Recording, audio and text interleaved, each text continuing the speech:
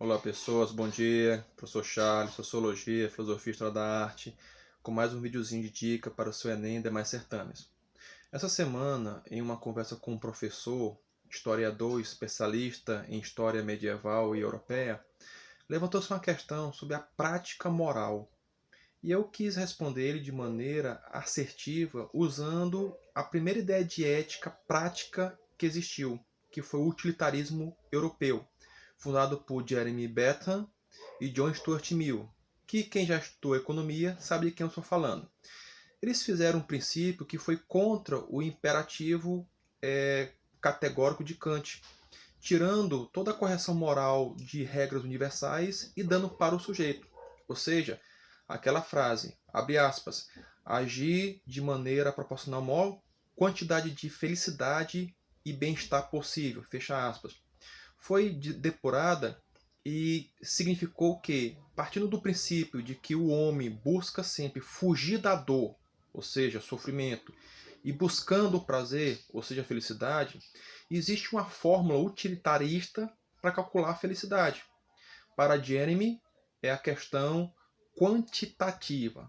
Para Mills, a questão qualitativa.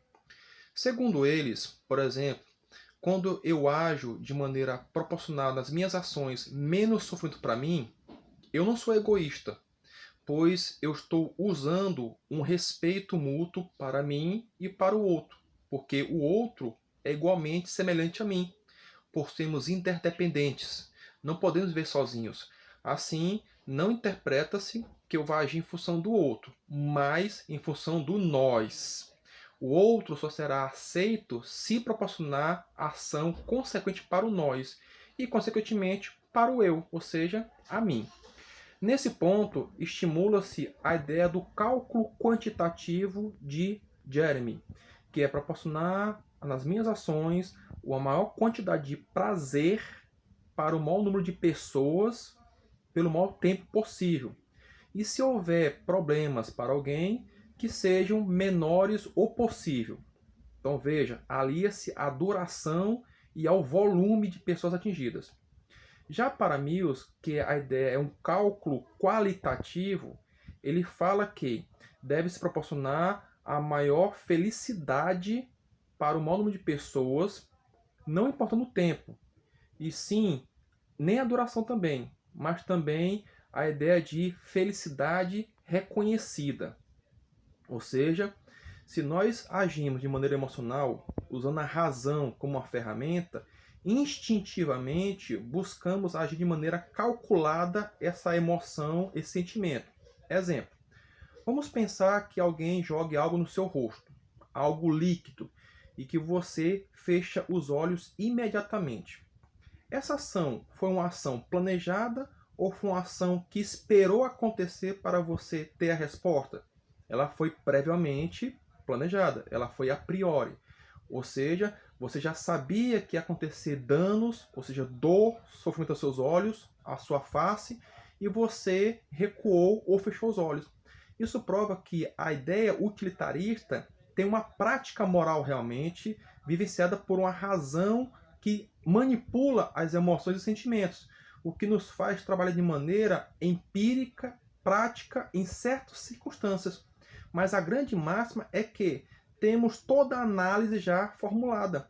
Então, a ideia de sermos instintivos é uma ideia errônea.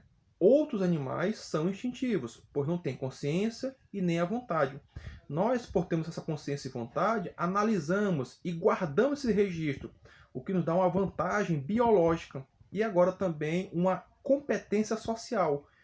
Como é que eu faço para quantificar a felicidade e para qualificar a felicidade? Eu vejo muitas pessoas que, devido às suas profissões e rotinas, têm pouco acesso às suas famílias. Não é o caso de agora do Covid, mas de circunstâncias normais, certo? E esse ponto nos leva a pensar que mais vale é a qualidade do tempo dado a essa família do que o tempo que você passa com essa família. Não estou justificando manobras que vão evadir o indivíduo da casa ou das suas responsabilidades. Estou dizendo que existe aí uma matéria que, além de ser econômica moderna, também é política moderna.